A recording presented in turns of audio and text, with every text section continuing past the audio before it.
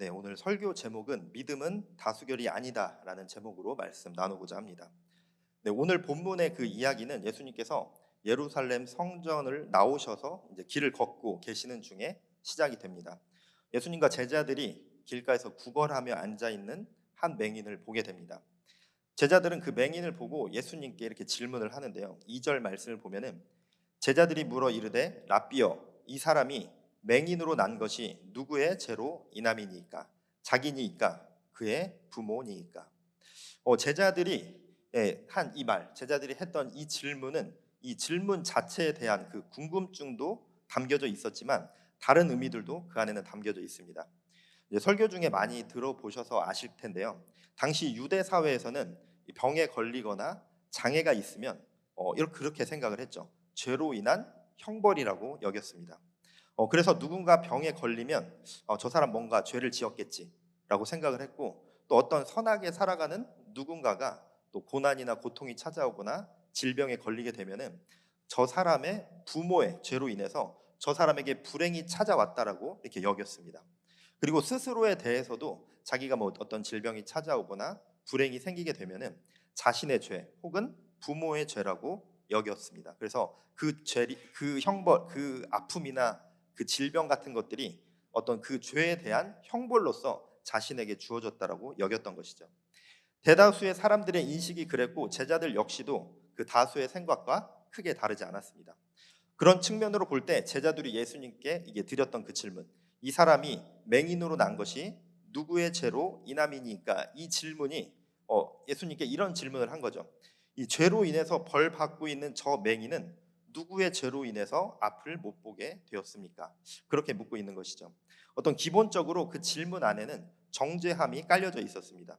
이미 그 맹인을 죄인으로 규정지었고 정해진 답을 가지고 질문을 하는 것이죠. 분명히 저 사람은 죄인이고 죄 때문에 앞을 못 보는 건데 그 원인이 누구 때문이냐라는 그 질문을 하고 있는 것입니다. 이런 식의 질문을 이제 가정교사식 질문이라고 하는데 본인이 이미 정해진 답을 가지고 그 정답 안에서 대답을 할 수 있도록 질문을 하는 것을 말을 합니다. 질문자가 이미 정답을 어느 정도 정해둔 것이나 마찬가지인 거죠.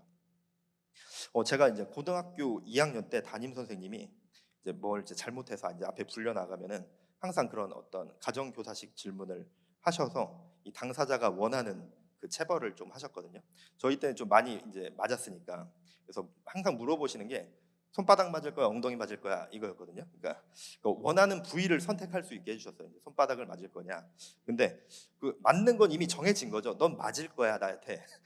넌 나한테 맞을 건데 어디를 이제 맞을 거냐 그걸 물어보는 건데 마치 이제 의사를 존중하는 것 같지만 정해져 있는 거죠. 넌 맞게 돼 있다 이렇게. 근데 뭐 제가 이제 뭐 예를 들어서 너가 이렇게 한 행동에 대해서 너가 맞을 만한 행동을 했냐 아니면은 너가 생각할 때 그 정도는 아니냐 이거는 어떤 그 본인의 의사를 물어보는 거잖아요. 근데 어쨌든 답은 정해진 질문을 하는데 제가 어느 날 저도 이제 앞에 한번 불려 나가서 한 번은 아니고 자주였는데 어쨌든 선생님이 또 물어보시더라고요. 너 손바닥 맞을 거야, 엉덩이 맞을 거야. 그렇게 또 가정교사식 질문을 하시길래 마음만 받겠습니다. 그렇게 했다가 그날 진짜 주님 만나는 줄 알았거든요.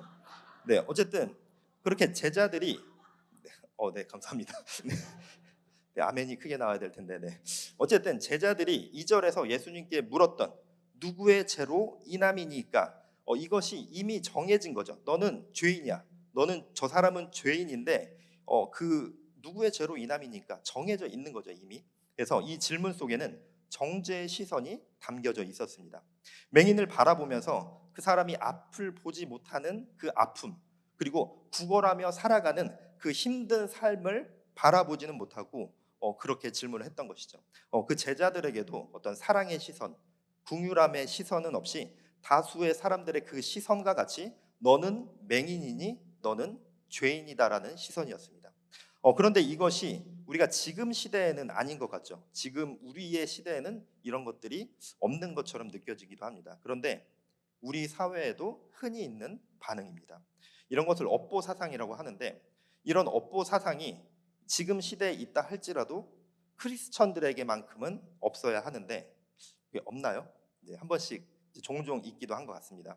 이거를 막 저희가 업보 사상이라고 부르면서 그거를 따르면서 막 그것을 뭐 이렇게 그런 마음이 담겨져 있진 않지만 우리가 알게 모르게 그러한 맥락의 생각과 마음들이 있다는 것입니다. 본인이나 가족이 몸이 아프거나 아니면 어떤 뭐 실패, 좌절, 절망, 고통과 고난이 찾아오면 내가 기도 안 해서 뭐 병이 생겼나? 우리 아들이 예배를 잘 안 드려서 부부간에 불화가 생겼나? 11조를 안 해서 사업이 어려워졌나? 나의 죄, 그 사람의 죄로 인해서 이런 일이 나타났나? 이런 생각들이 생각보다 꽤 많이 있습니다. 그런데 이러한 생각과 말들에 대해서 예수님의 답변이 3절에 나오고 있습니다. 3절을 보면 예수께서 대답하시되 이 사람이나 그 부모의 죄로 인한 것이 아니라 그에게서 하나님이 하시던 일을 나타내고자 하심이라. 제자들은 누구의 죄로 못 보게 되었습니까? 이 사람은 누구의 죄 때문에 못 보게 되었나? 라는 것에 초점을 맞추고 있는데 예수님은 이 맹인을 통해서 하나님이 어떤 일을 이루시는지를 바라보게 하셨습니다. 근데 이 말을 오해해서 뭐 어떤 역사를 이루시려고 이 사람의 눈을 멀게 했다는 것이 아니죠. 뭐 선천적이 됐건 후천적이 됐건 앞을 보지 못하게 된 이 맹인의 삶 가운데서도 하나님은 정죄가 아니라 동행하심으로 그 사람의 인생 가운데 일하심으로 나타내 주신다는 것입니다. 제자들의 초점을 다수의 사람들의 초점에서 예수님의 초점, 하나님의 초점으로 교정해 주신 것입니다. 그런데 만약에 예수님도 만약에 다수의 사람들의 그러한 말처럼 우리를 바라보시면서 판단하신다면 다수의 관점이 예수님의 기준이 되어진다면 아마도 내가 얼마나 소유했나로 내가 판단받게 될 것이고 내가 얼마나 성공을 이루었나로 내가 판단을 받게 될 것입니다. 그리고 나에게 고난이나 아픔이 있냐 없냐로 인해서 우리의 삶을 판단하시고 정죄받게 될 것입니다. 그렇지만 예수님은 그렇게 바라보지 않으시죠. 다수의 사람들이 말하는 것이 진리가 아니라 예수님의 말씀, 하나님의 말씀이 진리임을 기억하시기 바랍니다. 많은 사람들이 이야기한다고 해서 정의이고 진리가 아니라는 것입니다. 많은 사람들이 한 목소리로 이것이 지혜로운 길이라고 해서 우리도 그 길을 가도 된다는 것이 아니라는 것입니다. 예수님의 시선은 사랑의 시선 그리고 긍휼의 시선으로서 우리를 바라보시고 하나님의 마음의 시선으로서 우리의 인생을 바라봐 주십니다. 우리의 삶이 어떠하든지 우리의 삶 가운데 고난이 있고 좌절이 있고 실패가 있다 할지라도 하나님은 우리의 삶을 통해서 일하시고 역사해 주십니다. 사람의 소리가 아니라 예수님의 소리에 귀 기울이시는 그런 성도님들 되어지시길 축복합니다. 그렇게 맹인을 만난 예수님은 땅에 침을 뱉으신 후에 진흙을 이어서 맹인의 눈에 바르셨습니다. 7절을 보면 이르시되 실로암 못에 가서 씻으라 하시니 이에 가서 씻고 밝은 눈으로 왔더라. 예수님은 말씀만으로 그냥 말씀을 하시는 것만으로 눈을 뜨시게 하실 수 있으신 분이시죠. 그런데 예수님이 맹인이 하기에는 맹인이 보이지 않는 사람이 하기에는 조금은 어려운 절차를 명령하셨습니다. 굳이 침을 뱉어서 진익을 이기고 발라주신 다음에 실로암에 가서 씻으라 그렇게 말씀하셨죠. 이 장면을 보고 있던 그 당시의 사람들의 눈에서는 뭐 예수님의 침에 어떤 효과가 있나? 진흙을 바르는 게 어떤 비결인가?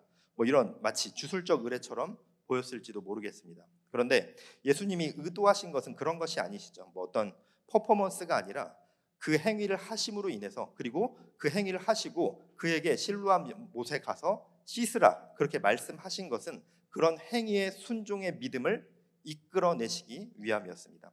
실로암 못에 가서 씻으라라는 이 명령이 굉장히 쉬운 것 같지만 맹인에게는 쉽지만은 않았습니다. 실로암 못이 그 성전에서 직선거리로 이제 600에서 700m 정도 됐다고 하는데 이렇게 걸어서 가려고 하면은 1km 정도의 거리였다고 합니다.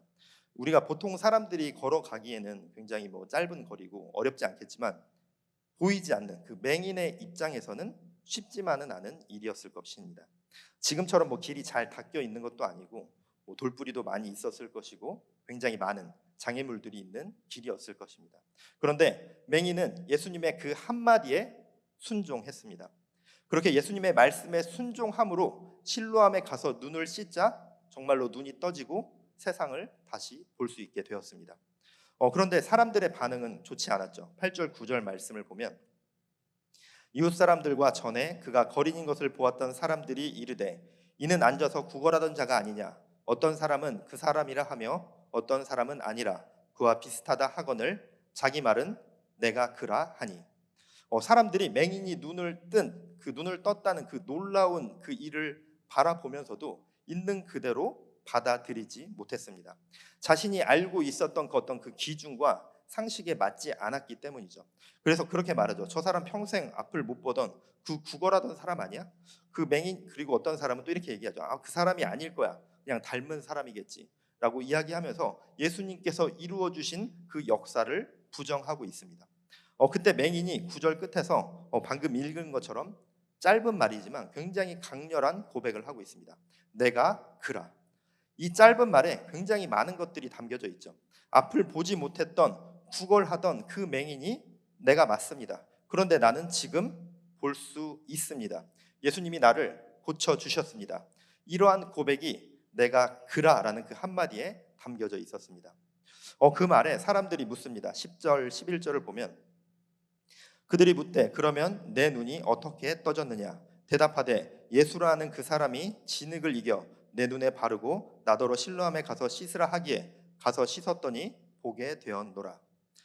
많은 사람들 앞에서 예수님의 그 이름과 역사를 드러내고 있습니다. 씻으라 하기에 가서 씻었더니 보게 되었더라. 자신이 행했던 그 일, 예수님이 주신 그 명령과 자신이 했던 순종, 그리고 그 순종으로 인해서 나타난 그 놀라운 역사를 눈을 뜨게 된 것을 담대하게 전하고 있습니다. 이것이 그냥 자신이 있었던 일을 그냥 주저리 이야기하는 것이 아니라 정말 담대함이었습니다. 많은 사람들이 우르르 몰려와서 공격적으로 그리고 무언가 부정적으로 자신을 대하면서 그렇게 이야기하고 있지만 개의치 않고 있는 사실 그대로 담대하게 전하고 있습니다. 예수님의 은혜와 역사를 그는 체험했기 때문에 그렇게 담대히 선포하며 전할 수 있었던 것입니다. 우리도 이 맹인과 같이 내가 경험한 은혜, 내가 경험한 예수님의 사랑과 그 역사를 담대하게 전할 줄 알아야 합니다. 내 삶의 자리에서 그리고 내가 만나는 많은 사람들 가운데 내가 만난 예수님을 전하는 삶이 되어지시길 축복합니다. 그렇게 이렇게 맹인이 눈을 뜨게 된 이야기를 들은 바리새인들이 굉장히 민감하게 반응을 합니다. 바리새인들이 민감하게 그 사건에 대해서 반응을 한 것이 예수님께서 기적을 안식일에 행하셨기 때문이죠. 이 안식일은 유대인들에게 매우 거룩한 날이었죠. 그래서 하나님께서 천지 창조를 마치시고 쉬신 날이었기 때문에 그날에는 아무런 일도 하지 않아야 했습니다. 말로만 보면 굉장히 신실합니다. 말로만 보면 굉장히 하나님께 순종하는 하나님의 백성들이지만 이들은 그냥 말로만 그렇게 보여질 뿐이었지 굉장히 그저 율법주의적일 뿐이었고 자신의 영향력만 생각하면서 예수님을 시기하는 마음만 가득했습니다. 당시 율법의 해석에 따르면은 이렇게 예수님이 했었던 그 행위, 진흙을 이기고 약초럼 사용한 것도 노동으로 간주되는 행동이었습니다. 그리고 그렇게 보이지 않는 사람을 고치는 행위를 한 것만으로도 안식일을 어기는 것으로 보았습니다. 바리새인들은 그들이 눈이 떠진 보이지 않는 자가 눈이 떠진 그 은혜의 역사보다는 율법을 어겼다는 그 사실에만 초점을 맞추고 있습니다. 그런데 이들은 아마 안식일이 아니었더라도 그들의 질투심으로 인해서 자신들의 영향력이 피해 볼 것을 우려해서 어떻게 해서든지 꼬투리를 잡아서 예수님을 정죄했을 겁니다. 그렇게 바리새인들은 똑같은 말로 다시 맹인을 또 신문하기 시작합니다. 너를 누가 고쳤냐? 어떻게 너의 눈이 떠졌느냐? 맹인도 있는 그대로 다시 똑같은 말을 반복합니다. 예수님이 진흙을 이겨 내 눈에 바르시고 실로암 못에 가서 씻으라 하셨습니다. 그리고 내가 그렇게 그대로 했더니 눈이 떠졌습니다. 맹인의 답을 들은 그들의 반응은 다른 것이 아니었습니다. 예수님을 죄인이라 정죄하고 하나님은 그 죄인의 말을 듣지 않으신다고 말하면서 그는 하나님의 사람이 아니라고 이야기합니다. 바리새인들은 맹인에게 다시 질문합니다. 이에 맹인 되었던 자에게 다시 묻되 그 사람이 내 눈을 뜨게 하였으니 너는 그를 어떤 사람이라 하느냐? 대답하되 선지자니이다 하니. 이 질문은 굉장히 의도적인 질문이었습니다. 아까 이야기했었던 그런 가정교사식 질문이었습니다. 바리새인들은 이미 예수님을 죄인이라 규정을 해놓고 맹인에게도 똑같은 답을 할 것을 요구하고 있는 것이죠. 그러니까 협박하고 있는 것이죠. 그런데 맹인은 예수님을 죄인이라 이야기하는 것이 아니라 선지자라 고백하고 있습니다. 다수에게 강요받은 그 앞에서 강요받은 그 죄인이라는 말이 아니라 자신이 누린 그 은혜대로, 자신이 바라봤었던 그 역사대로 진실로서 선지자라고 고백하고 있습니다. 다수의 힘 있는 사람들이 예수님을 죄인이라고 정죄하면서 자신에게도 찾아와서 그렇게 죄인이라 말할 것을 강요하고 있는 그 상황 가운데서 이 맹인은 힘이 없는 자였죠. 굉장히 힘이 없는 자였고 그 사람들을 대적하고 상대하기에는 아무런 힘이 없는 사람이었습니다. 그런데 그는 두려워하지 않고 예수님을 높이면서 하나님의 사람으로 고백하고 있습니다. 그들은 맹인의 말을 듣고 또 다시 부모까지 불러서 확인을 합니다. 정말 내 아들이 맞냐? 그렇다면 그가 태어날 때부터 맹인이었냐? 그런데 지금은 어떻게 보게 되었냐? 애초에 그 사람이 정말 저 사람 애초에 못 보던 거 맞아? 원래 볼 수 있었던 거 아니야? 그런 의심까지 하고 있는 거죠. 그런데 지금 어떻게 보게 되었느냐? 계속해서 반복된 질문을 하고 있습니다. 자신들이 원하는 답을 듣고 싶어서 계속해서 그런 질문을 하는 것이죠. 네, 부모가 이렇게 이야기를 합니다. 20절, 22절을 보면 그 부모가 대답하여 이르되 이 사람이 우리 아들인 것과 맹인으로 난 것을 아나이다. 그러나 지금 어떻게 해서 보는지 또는 누가 그 눈을 뜨게 하였는지 우리는 알지 못하나이다. 그에게 물어보소서. 그가 장성하였으니 자기 일을 말하리이다. 그 부모가 이렇게 말한 것은 이미 유대인들이 누구든지 예수를 그리스도로 시인하는 자는 출교하기로 결의하였으므로 그들을 무서워함이로라. 맹인의 부모들은 바리새인들이 한 그 질문에 맹인으로 태어난 것은 맞습니다. 애초부터 못 보면서 그 아이가 태어났습니다. 그런데 지금 어떻게 눈을 떼었고 지금 어떻게 바라보게 되었는지는 모릅니다라고 답을 하고 있습니다. 정말 몰랐을까요? 정말 몰라서가 아니죠. 정말 몰라서 모른다고 답을 한 것이 아니라 22절에 기록되었던 것처럼 예수를 그리스도로 시인하는 자는 출교하기로 결의했기 때문이었습니다. 그래서 자신들도 출교 당할까 봐 알고도 말하지 않은 것이었죠. 여기에서 출교라는 것이 굉장히 심각한 문제였습니다. 출교를 당하게 되면 굉장히 심각한 문제를 겪어야 했습니다. 모든 유대 공동체로부터 완전한 배제를 의미하는 것이 출교였습니다. 출교당한 사람은 예배도 드릴 수 없었고 또 사람들이 모인 곳에 가서 어떤 물건을 구매하거나 팔거나 어떤 이런 활동조차 할 수 없었습니다. 사람들과의 교류가 차단되는 것을 의미했습니다. 종교적으로 그리고 사회적으로 경제적으로도 완전한 고립, 사회적 고립을 선고받는 것이나 마찬가지였습니다. 부모들은 진실에 대해서 침묵을 하고 있죠. 그 출교 당할 것이 두려워서 부모들은 진실에 대한 침묵을 하고 있습니다. 이 부모의 진실에 대한 침묵은 군중의 시선 그리고 어떤 그 힘 있는 자들의 권력의 힘에 눌려서 진실을 말하지 못하는 것이었습니다. 이런 것을 정적 동조라고 부르는데 진실을 자신이 말하게 되면은 고립될까 봐 두려워서 그 진실을 덮는 침묵을 선택한 것이었습니다. 부모의 침묵은 출교에 대한 두려움이었고 또 그 부모들의 침묵은 다수의 말에 동조를 한 것과 마찬가지였습니다. 하지만 맹인이었던 아들은 내가 그라라고 말했습니다. 많은 사람들이 몰려와서 몰아세우고 사방에서 둘러싸서 따져 묻고 협박하면서 압박했지만 조금도 흔들리지 않고 자신이 경험한 그대로 증언했고 예수님을 향한 그 믿음을 고백했습니다. 맹인의 부모는 두려움에 입을 닫았지만 맹인이었던 이 아들은 예수님의 역사와 자신의 변화를 담대하게 말하며 전했습니다. 우리의 신앙의 모습이 이 맹인과 같아야 할 줄 믿습니다. 다수의 어떤 사회적인 분위기를 따라가면서 눈치를 보는 것이 아니라 내 주변의 사람들의 어떤 전체적인 분위기와 흐름에 따라서 내가 흔들리고 무너지는 것이 아니라 예수님의 말씀을 따르고 예수님을 담대히 고백하는 그러한 믿음으로 나아가야 할 것입니다.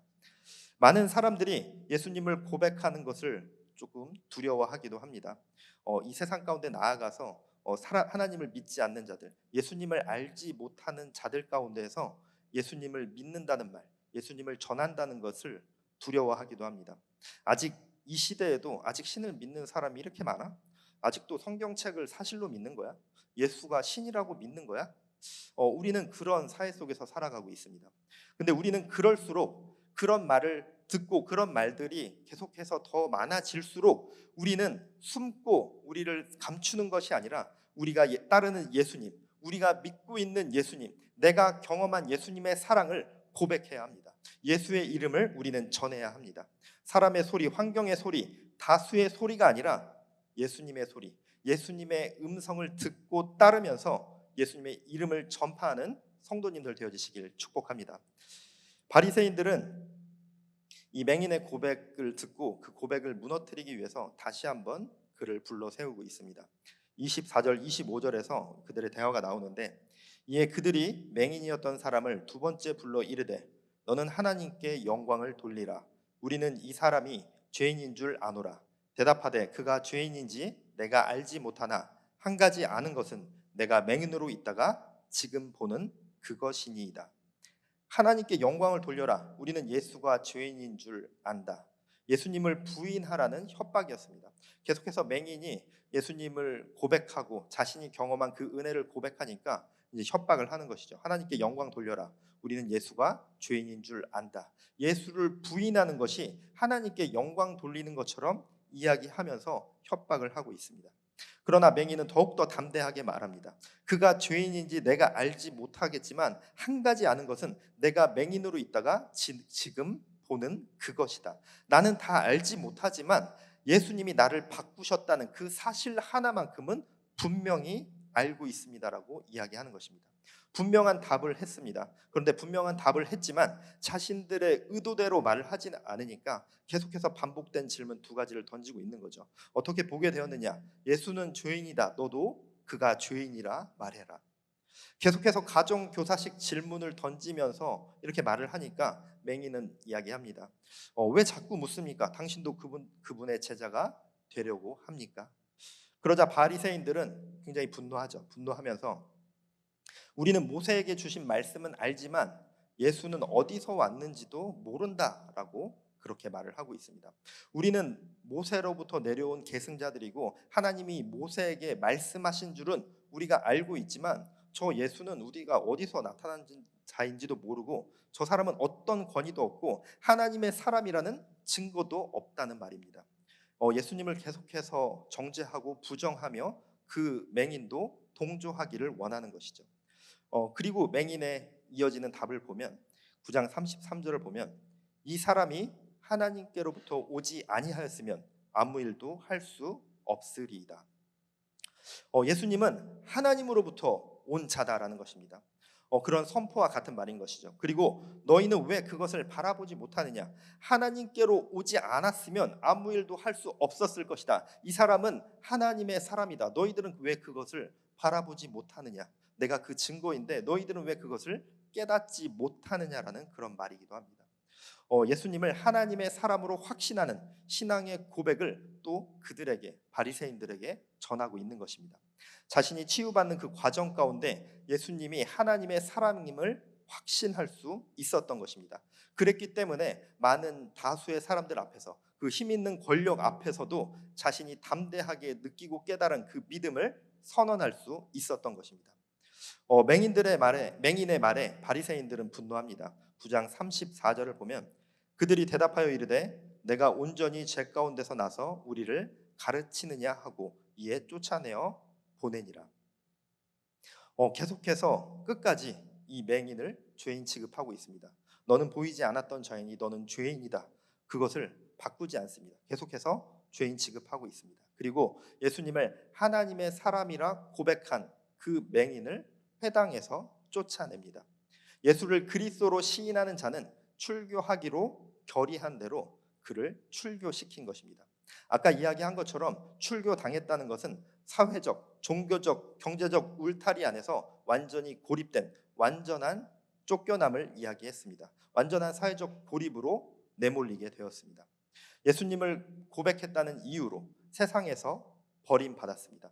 다수의 소리에 따르지 않으니까, 다수의 그 소리에 응하지 않고 그것에 따르지 않으니까 다수 가운데서 쫓겨나 고립되었습니다. 그런데 그런 그를 예수님께서 찾아오셨습니다. 35절 36절을 보면 예수께서 그들이 그 사람을 쫓아냈다 하는 말을 들으셨더니 그를 만나서 이르시되 내가 인자를 믿느냐? 대답하여 이르되 주여 그가 누구시오니이까? 내가 믿고자 하나이다. 예수님이 그 맹인이 출교당했다는 그 소식을 듣고 곧장 그를 찾아가셨습니다. 세상은 그를 버렸지만, 다수는 그를 버렸지만 예수님은 그를 찾아가셨습니다. 세상을 잃었지만 예수님을 얻은 것입니다. 예수님은 그리고 묻습니다. 내가 인자를 믿느냐? 그리고 맹인은 대답했죠. 주여 그가 누구시오니까? 내가 믿고자 하나이다. 인자는 이 메시아를 의미를 하고 있습니다. 또 이어지는 37절, 38절을 보면 예수께서 이르시되 내가 그를 보았거니와 지금 너와 말하는 자가 그이니라. 이르되 주여 내가 믿나이다 하고 절하는지라. 그 맹인은 이제 육체의 눈만을 뜬 사람이 아니었습니다. 단지 예수님을 운 좋게 만나서 평생 못 보다가 운 좋게 예수님을 만나서 그냥 볼 수 있게 된 사람이 아니었습니다. 그는 육체의 눈도 떠졌지만 영혼의 눈까지 완전히 열린 사람이 되었습니다.